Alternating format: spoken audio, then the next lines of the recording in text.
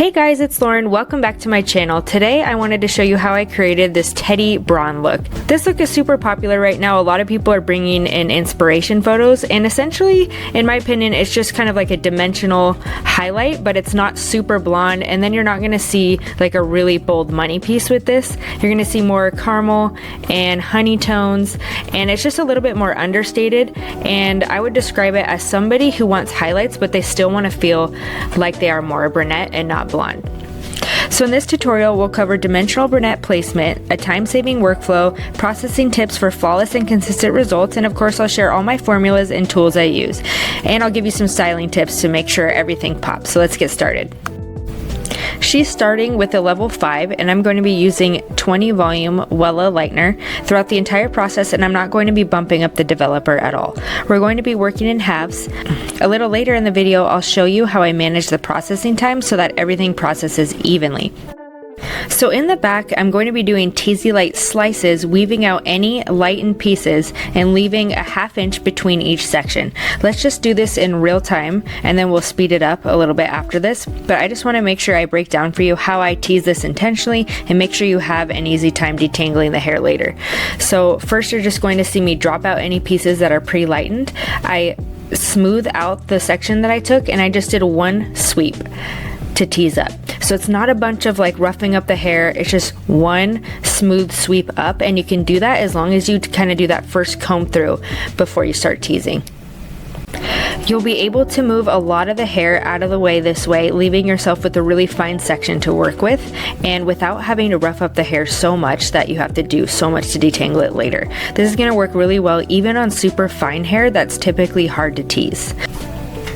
One thing that I want to really point out here is how fine that section is. It's very paper thin, and this is going to ensure that I get really good saturation.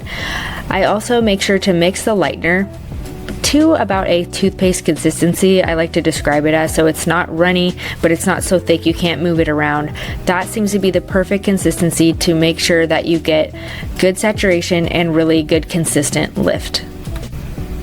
So I'm going to be working in the same manner all the way up to the crown area. So we're just doing that one comb sweep through to tease.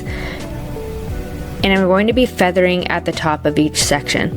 Once I get to the crown area, then I'm going to start in the back on the other side.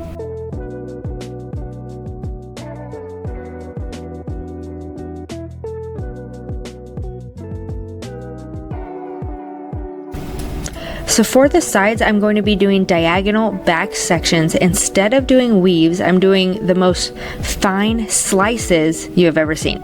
I keep these a little bit closer together than I do in the back, and this is to create a slightly more concentrated look around the face without creating a super distinct money piece. So it'll be very blended. These sections are going to be about 1/8 of an inch apart. Also, if you have problems with foil slipping, these very fine sections are going to be key. They will not slip because they don't have so much hair to hold on to. Also, it's important that when you do this, you do mix that consistency perfectly. I find the lightener consistency is one of the main reasons that foils slip. So make sure it is thick, but not too thick that you can't work with it. Now, I just want to real quickly explain what looks like a very pointless little tease at the top right here. It looks like I'm not really doing anything, but basically there's tiny little baby hairs right at the top of the section there that I like to just get out of the way so that section becomes really clean when I'm lightening. A lot of times, a lot of my students tell me they see kind of spotting in the hair even when they're doing these really fine sections, and I believe it's because they're not getting those tiny little baby hairs that are hard to see. It's all the new growth. Getting that new growth out of the hair will make it so it doesn't bleed onto other parts of the hair and just look choppy at the top there. I am someone who loves to use baby lights everywhere, but I found that if I make the sections just slightly thinner, just as thin as possible, I'm able to do weaves and it gives me the same result, so I'm actually saving time. Not weaves, slices. So if I actually just do slices, then I'm saving some time without having to run my comb through and do those little baby lights. So you have to make sure that the sections are extremely fine when you do this. And I would just practice this on a doll head or something at home, just so you can see how it turns out and understand exactly what I'm talking about, because it gives a really pretty blended look and you don't have to do those little baby lights.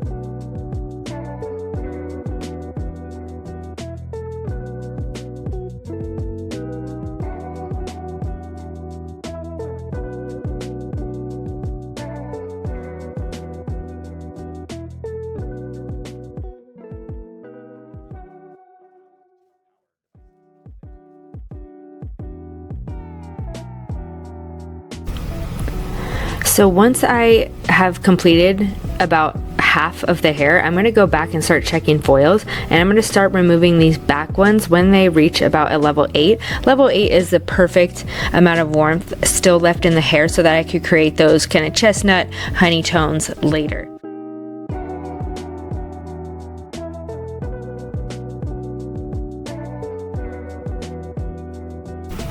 I wanted to show you on the top here too. These process so quick, so I wasn't even able to pull these out before they reached a level 8, but it's okay. We can work through and kind of deal with it a little bit later. But try to hit that level 8 and don't go past it. That would be the best. So I'm continuing to just pull foils out as soon as they are ready. And I'm brushing them out with this bleach brush.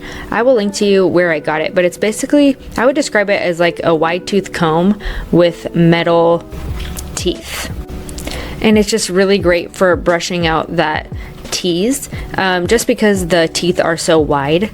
So it really helps you to get like it really smooth before you take it to the bowl and rinse it out. And another thing is I'm actually detangling while it's dry in this one, because if you take the lightener and you just kind of squeegee it off the hair, it's going to dry there, so it's not going to continue processing. So you could just let it hang out there for a while, and once it's dry, then you could start to remove the tease with that wide toothbrush.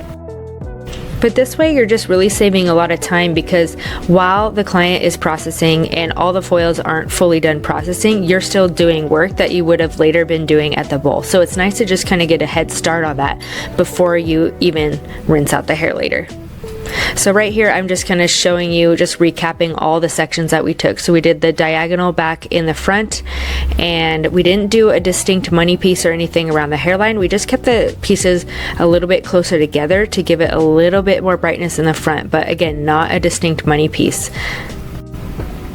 So I'm going to be toning with Shade ZQ 4NB, 5N, and 5NW. We're keeping it just kind of a warm neutral at her root there and keeping in with her natural level. And then for her ends, we're going to do 7N, 7NB, and 7M. So I'm just kind of balancing warm tones with more neutral and a little bit of cool tones. And I usually just do everything in equal parts.